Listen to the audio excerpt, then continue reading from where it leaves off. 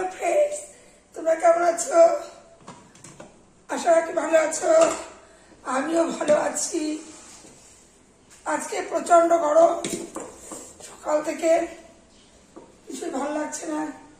কি রান্না করবো ভাবছি, তো ভাবছি ঝিঙে আলু দিয়ে পাতলা ঝোল করবো, পাতলা আম টক আর লাউ ডাল। বলো খাবারটা কেমন, কি করবো বলো?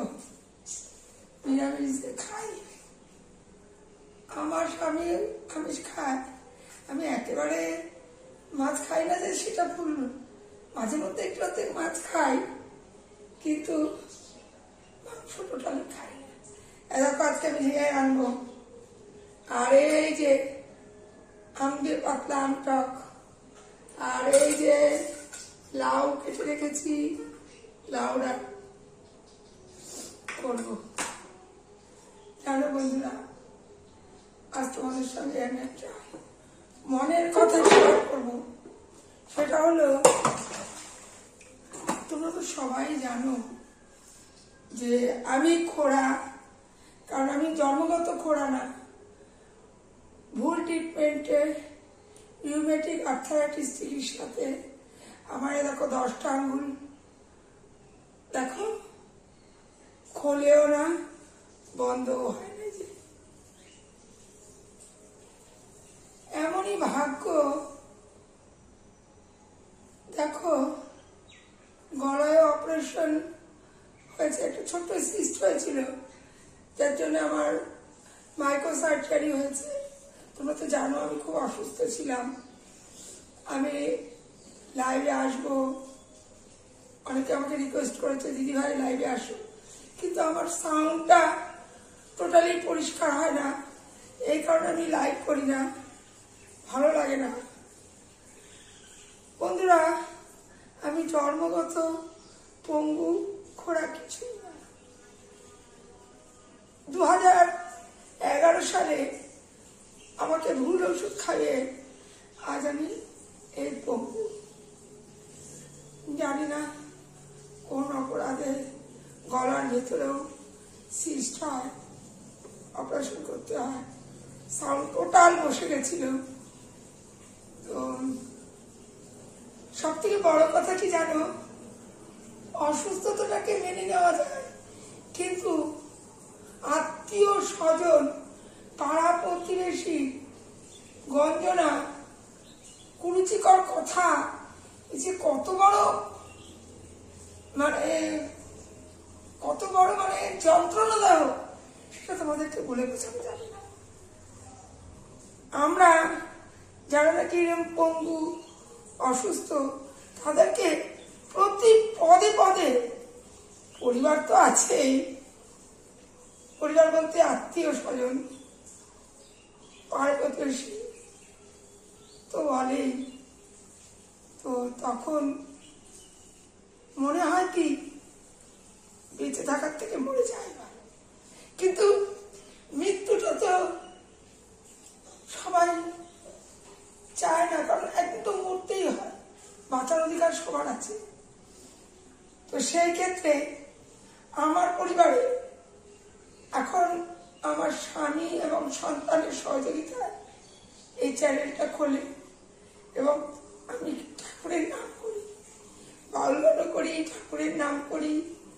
আমি তোমাদেরকে আনন্দ দিতে চাই, নিজেও ভুলে থাকি আমার অসুস্থতার কথা। এ দেখো কি কপাল, এই যে গরম জল পরে দেখো পাটা টোটাল পুড়ে গেছে।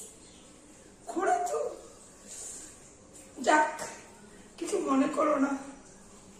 তো লাইভে আসি না, আমার ভয়েস ভালো না, তাই ভিডিও করবো, আমার একমাত্র ফোনটা সেটাও ভাঙা, তো ওই ছাড়া আর কিছু নেই। তা ভগবানের কাছে সমস্ত অভিযোগ তাকেই জানাই। তোমরা লক্ষ্য করবে, আমি যখন ভগবানকে বলি তখন মন থেকে বলি, কোনো অভিনয় না। যদি আরো কোনো চরম থাকে ভগবান, তো একটু সুস্থ জীবন দিও। তো আমি বন্ধুরা কথা দিচ্ছি, যদি আমি কখনো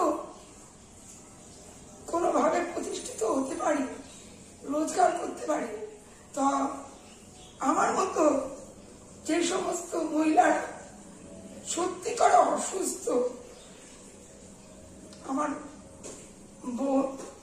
বৌদি, তাদেরকে আমার যতটুকু সামর্থ্য সাহায্য করবো, তাদের পাশে থাকবো। আরে এমনই কপাল জানো, আমার মাও নেই, বাবা আছে বৃদ্ধ, আর দুটো বোন অনেক দূরে দূরে থাকে, কোনো ভাইও নেই। তবে এই ভিডিও করার পিছনে সম্পূর্ণ সহযোগিতা করেছে আমার সন্তান। সবাই আমাকে বারবার বলো লাইভে আসো দিদি ভাই, লাইভে আসো। তোমরা আমার সাউন্ডটা বুঝতে পারবে কিনা বলে আমি লজ্জায় লাইভে আসি না। তো তোমার এই চ্যানেলকে অসংখ্য ধন্যবাদ আমাকে আমার মনের কথা জানানোর সুযোগ দেওয়ার জন্য। তার চেয়েও বড় ধন্যবাদ দিয়ে ছোট করবো না কাউকে। আমার পরিবারকে, আমার বন্ধুরা যারা আমার সঙ্গে সবসময় থাকো, সবসময় সহযোগিতা করো, যারা সহযোগিতা করো তাদেরকেও আমি প্রণাম জানাচ্ছি, যারা করো না তাদেরকে প্রণাম জানাচ্ছি। ভুল ত্রুটি হয় বন্ধুরা, আমি তো মানুষ, ভুল হওয়াটা স্বাভাবিক। তোমাদের কাছে ক্ষমা প্রার্থী। যদি কোনো ছোট ভুল বলছি, যাই ভাবো না কেন, যদি কোনো ভুল করে থাকি ক্ষমা করে দিও, আমার পাশে দেখো। তোমরা সঙ্গে আছো বলে আজ আমি এগিয়ে যতটুকু এগিয়েছি।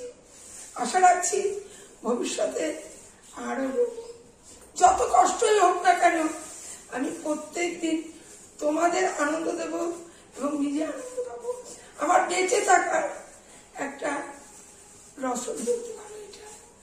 নমস্কার, আজ এইটুকু, পরের দিন আমার কথা হবে। নিজের জীবনে অনেক কিছু বলে ফেললাম।